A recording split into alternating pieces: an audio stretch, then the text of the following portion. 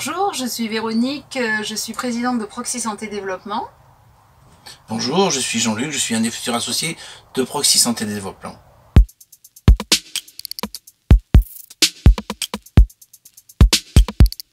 Pour moi, l'inclusion numérique, c'est une solution qui permet de réduire ce qu'on appelle la fracture numérique et qui permet d'apporter des solutions au plus près du domicile, qui permet de réduire les inégalités d'accès à l'information et d'aller trouver des solutions adaptées et de donner du sens aussi à certains usages pour son quotidien.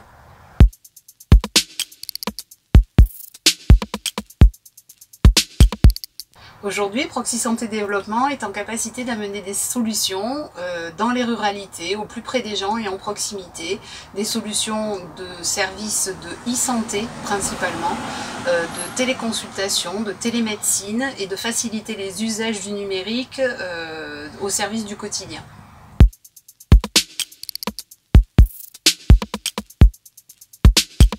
Notre projet, c'est le projet Colibri Message au quotidien. L'intérêt, c'est de présenter un outil interopérable qui permettra un service collaboratif entre un usager, sa famille, un service médical et un service de téléassistance.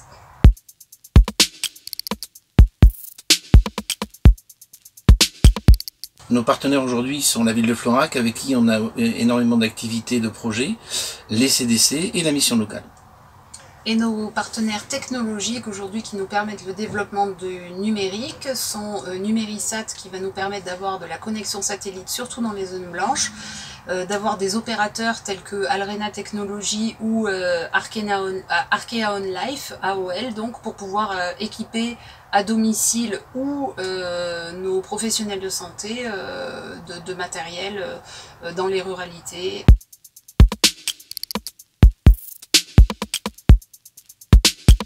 Aujourd'hui, notre projet est une conséquence des enseignements qu'on a tirés de cette crise Covid dans un cadre d'accompagnement, j'allais dire effort de guerre et communication qui a été mis en place par la mairie de Florac et nous-mêmes pour pouvoir accompagner les personnes qui étaient isolées. L'objectif aujourd'hui, c'est de faire une amélioration de la communication qui a été réalisée pendant cette période, puisqu'en fait, même si l'objectif était d'amener de la communication, le problème principal repéré par les gens à l'issue de cette crise a été justement une mauvaise communication. Donc aujourd'hui, l'intérêt, c'est de se doter d'outils et de doter d'un outil au sein du domicile les personnes pour qu'elles reçoivent les informations de façon instantanée et en direct, voilà, de façon à arriver à faire quelque chose qui soit totalement efficace.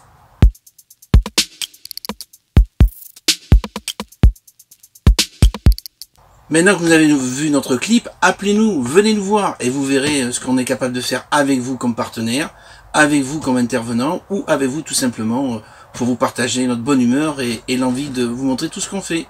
Et tout ce qu'on est capable aujourd'hui de vous montrer, on est capable de le faire ici dans ce consultobus. Vous avez vu l'environnement. On est capable de vous démontrer que la technologie numérique peut s'inclure dans la ruralité. Venez voir nos démonstrations et venez à notre rencontre dans toutes ces petites villes où nous serons avec ces consultobus équipés des nouvelles technologies pour faciliter l'inclusion numérique. Merci à tous.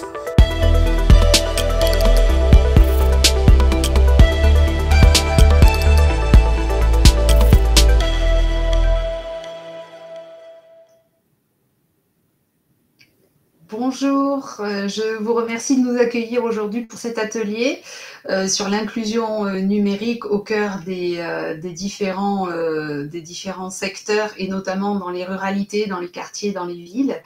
Voilà, donc je suis Véronique Debande, je suis présidente de la société Proxy Santé Développement. Et donc, comme vous l'avez vu dans la présentation, notre travail, c'est d'amener au plus près des gens, dans n'importe quel type de quartier, et notamment pour les gens qui sont isolés, d'amener des solutions qui permettent de garder le lien, qui permettent d'accéder à des services aujourd'hui sociaux et santé, et qui permettent de diminuer ou de faciliter l'inclusion numérique au sein même du domicile.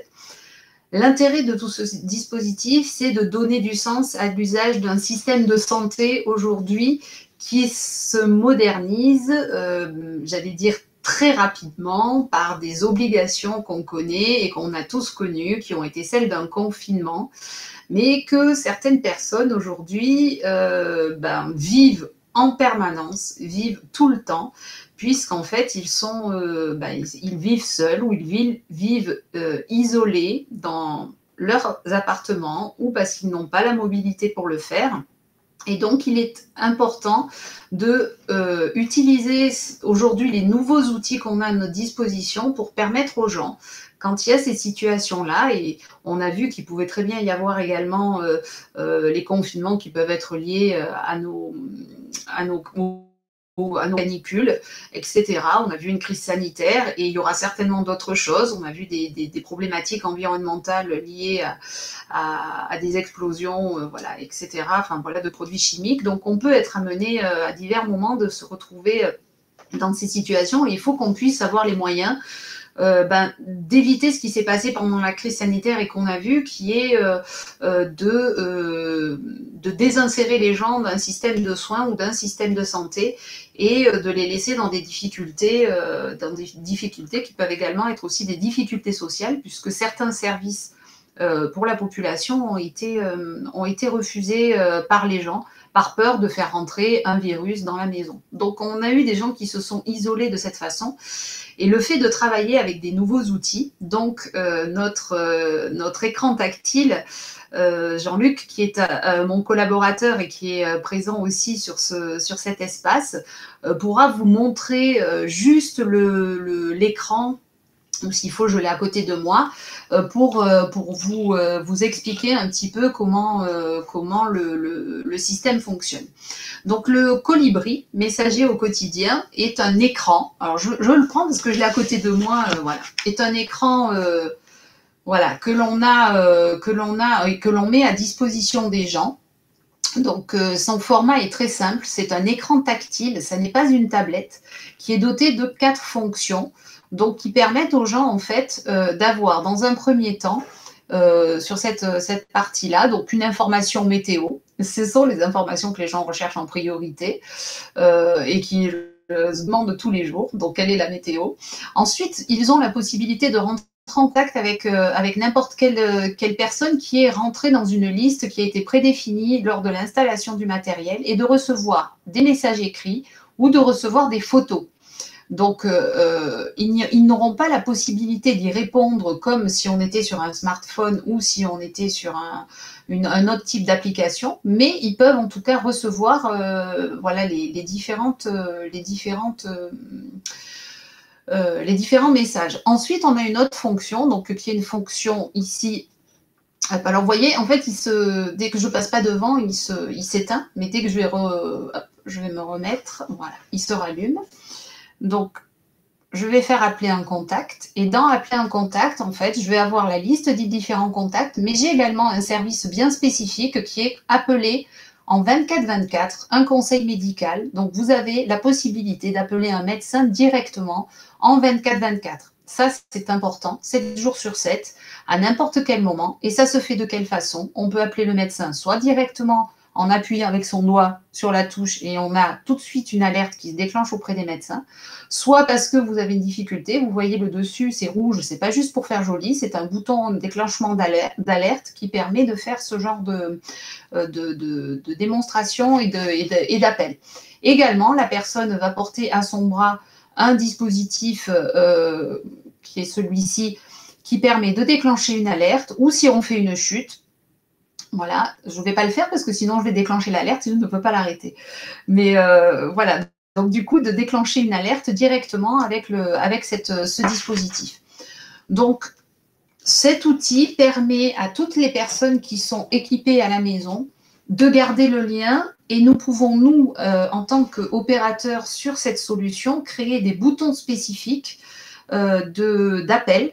Et on pourrait très bien, selon certains territoires, positionner des appels spécifiques pour le portage des repas, pour être en lien avec un CCAS, pour être en lien avec une communauté de quartier, pour être en lien, pourquoi pas, avec Proxy Santé. Nous pouvons créer des différents types de boutons spécifiques en fonction des besoins sur les territoires. Euh, voilà, donc ça c'est l'outil Colibri. Cet outil en fait va être complété de notre outil itinérant.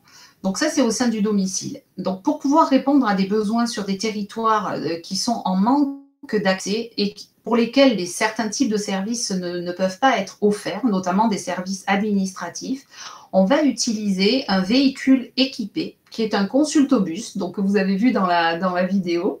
Donc, qui sont des gros camping-cars qui ont été réfléchis avec les gens sous un format, j'allais dire, comme à la maison. On ne veut pas stigmatiser un espace spécifique pour dire que, voilà, on est où dans la santé sociale. C'est plutôt un espace extrêmement convivial qui permet de trouver toutes sortes de services. Les services que l'on va trouver au sein du consultobus sont de différents ordres.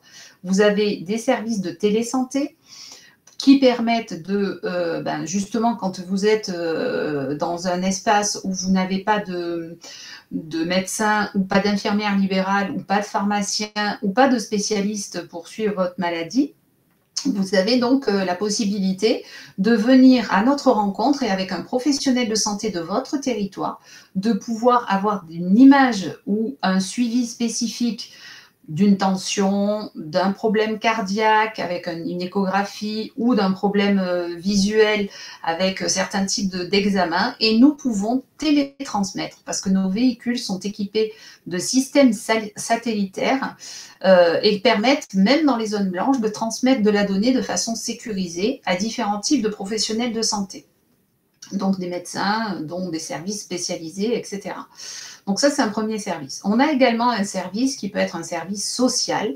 Et ce service social permettrait justement de pouvoir faire différents types d'animations dans le champ de la politique de la ville qui sont décidées par les différentes communautés ou par les quartiers, de faciliter l'insertion de certains professionnels.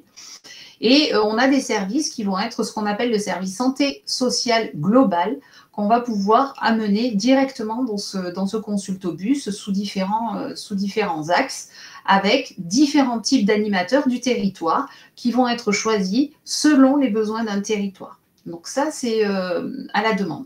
Ça fonctionne comment? Tout simplement, on organise des tournées en relation avec les collectivités et on positionne les consultobus à la demande des différents types de collectivités. Ça peut être une mairie qui est demandeuse, ça peut être un établissement de santé ou une maison pluridisciplinaire ou le pharmacien qui souhaite qu'on vienne dans le cadre, mettons, pourquoi pas de la semaine du diabète ou dans le cadre du mois sans tabac ou dans le cadre des différentes campagnes nationales. Et donc, ces tournées sont organisées en fait en fonction des différentes collectivités. Les communautés de communes sont aujourd'hui les cibles de ce dispositif puisque l'intérêt, c'est d'amener, alors ça peut être communauté de communes, ça peut être aussi une communauté d'agglomération, mais l'objectif, c'est de répondre à la demande des différents types de quartiers ou des différents types de besoins qui sont identifiés sur les secteurs. Donc, l'objectif, c'est d'arriver à promouvoir en fait ce dispositif parce que nous allons partir de l'existant. L'intérêt, c'est pas de refaire à nouveau, c'est d'utiliser ce qui existe déjà. Et ce qui existe déjà aussi sur les territoires, c'est des compétences et des talents, j'allais dire, endormis ou qui ont été mis au placard. Parce que soit vous avez des aînés qui sont partis à la retraite par obligation, mais qui ont de très grandes compétences et qui souhaitent encore garder une certaine type d'activité et qu'on pourrait solliciter dans nos actions. Mais on a également des jeunes qui sont formés, qui font partie aujourd'hui avec les associations ou avec les villes de la réserve civique, mais qui cherchent des emplois derrière. Et notre objectif, c'est de créer localement des équipes qu'on appelle les BOSS. Donc, BOSS pour Brigade opérationnelle sociale santé, donc que l'on va mettre en place sur les différents territoires en format de binôme. Et l'intérêt, c'est d'arriver à générer de l'emploi, à pouvoir, par le biais du numérique, à créer de nouvelles compétences des professionnels pour pouvoir justement garder le lien et faire en sorte que les gens soient accompagnés et on va travailler cette notion de, j'allais dire, d'inclusion numérique, mais adapté aux usages pour les gens qui sont pas du tout agiles et qui n'ont peut-être jamais eu Internet chez eux, jamais eu de tablette, qui n'ont pas de smartphone et qui n'ont jamais eu l'habitude de rentrer dans ce monde du numérique au quotidien. Donc voilà, l'intérêt, c'est de créer autour de ce dispositif des consultobus, des écrans tactiles de notre dispositif Colibri messager au quotidien, des services que l'on va proposer à l'intérieur, de travailler justement avec des collaborateurs de territoires locaux, des équipes donc de boss qui seront nos supports relais et qui permettront à toute personne de pouvoir rentrer dans un environnement qui n'était pas un environnement agile jusqu'à aujourd'hui, celui du numérique. Voilà, donc j'en ai fini avec cette présentation. Je ne sais pas, Charlotte, si vous avez des questions, mais je suis prête à recevoir toutes les questions si vous en avez. Merci beaucoup, Véronique, pour votre présentation de cet outil qui est vraiment très intéressant. Actuellement, non, je n'ai pas de questions. Cependant, il y a certaines personnes qui avaient peut-être des soucis de connexion. Donc, je vais peut-être essayer de vous poser des questions. Et si les gens m'entendent, peut-être que voilà, ils arriveront à eux-mêmes reposer leurs questions. Mais donc voilà, cet outil, donc c'est un écran tactile, donc avec des services à l'intérieur. Du coup, est-ce qu'il y a besoin d'avoir Internet à domicile pour utiliser l'outil? Non. Non, donc... Pourquoi? Parce qu'en fait, tous les outils, donc l'écran tactile, aussi bien que... alors, je ne vous ai pas montré parce que je ne l'ai pas là, mais Jean-Luc pourrait vous la montrer. C'est une montre connectée géolocalisée. Donc, ces deux outils, en fait, ont une carte SIM. C'est comme un téléphone. Donc, il suffit d'avoir un réseau. Bien évidemment, la difficulté va être de tout ce qui est les zones blanches et de pouvoir... je vous montre la montre. Hop, je ne sais pas si vous la voyez. Là, on la voit. Voilà. Très bien. Et c'est une montre, voilà, si j'appuie dessus, je crois que... Voilà. C'est vraiment une montre. Donc, elle donne l'heure, mais à l'intérieur, en fait, elle est dotée d'une carte SIM et elle permet, en fait... moi, si je suis infirmière libérale et que je m'en vais faire une tournée dans la campagne, par exemple, je peux très bien avoir cet outil. Et s'il m'arrive quelque chose et que je suis dans une zone où j'ai perdu mon téléphone, en fait, on peut me géolocaliser puisque la montre a un numéro. Mais de la même façon, un aidant qui voudrait pas rester, qui voudrait être en sécurité, ou vous partez faire du vélo, et votre femme est inquiète, vous mettez ce dispositif et on peut vous géolocaliser à n'importe quel moment. Et il a l'avantage, de la même façon que vous avez sur l'écran tactile, je ne sais pas si je suis de bon côté de la caméra, voilà. Oui. Vous avez le petit bouton rouge. De la même façon, on peut déclencher une alerte immédiate en tapant dessus. Alors, bien évidemment, il y a le capteur de chute, mais en appuyant dessus. Et tout de suite, en fait, vous avez une plateforme derrière qui va vous géolocaliser. Il va vous dire est-ce que tout va bien, vous êtes à tel endroit, est-ce que vous avez besoin d'aide, etc. Donc ça, c'est quand même relativement intéressant. Et après, on a bien évidemment, dans le cadre des maladies neurodégénératives, type Alzheimer ou autre type de démence, la possibilité d'équiper une personne en cas de risque, par exemple, de fuite. Il y a tout un tas de choses qui pourraient donner une utilité à ce genre d'outils, mais c'est vraiment très intéressant pour les gens qui sont isolés ou les aidants aussi. Oui, effectivement. Du coup, ma question suivante, je me demandais, donc cette fameuse brigade opérationnelle sociale santé, donc BOSS, Oui. donc c'est elle qui installe le matériel donc à domicile du bénéficiaire et je suppose aussi qu'il y a un accompagnement au niveau de la prise en main donc de cet écran et de cette montre. Exactement, c'est-à-dire qu'en fait aujourd'hui on va s'appuyer sur les formations, en tout cas il y aura une formation bien spécifique, mais les formations qui ont été présentées par Bordeaux Métropole et par Gilles Massigné et Daniel Pénicaud sur l'usage du numérique et l'inclusion numérique vont être vraiment des outils très intéressants pour faciliter en fait à nos boss l'intégration de ces nouvelles compétences sur le numérique et de pouvoir ensuite aller transmettre au domicile toutes ces informations.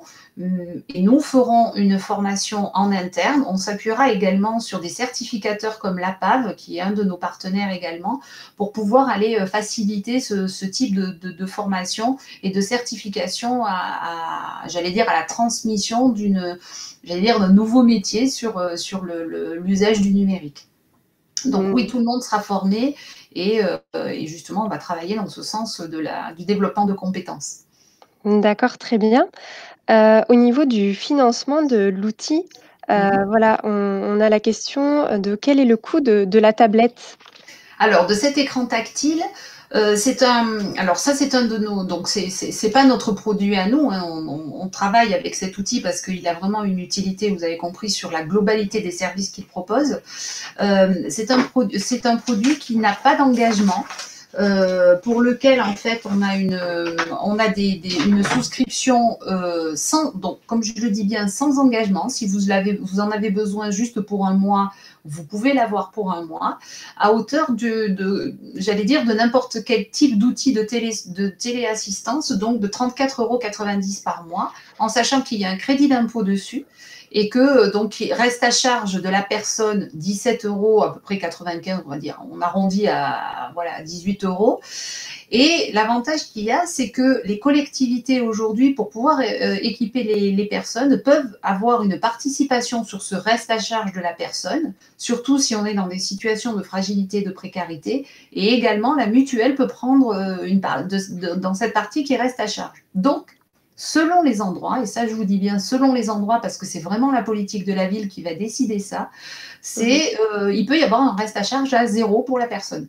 Voilà, ça c'est vraiment très important. La famille peut le prendre, c'est-à-dire que vous avez votre maman qui est, je sais pas, qui habite dans le Cantal, on arrive du Cantal, ben, vous voulez rester en lien, ben vous savez que vous la voyez régulièrement, mais pas suffit du coup, vous pourriez très bien décider de payer ce petit abonnement mensuel pour une durée déterminée et pas de frais du tout d'achat de matériel. C'est-à-dire qu'on fait une souscription et il n'y a pas de chèque à donner, il n'y a rien. C'est juste une souscription à un abonnement pour la durée qui est celle que vous déterminez, sans engagement, je tiens à le redire. Ça, c'est important.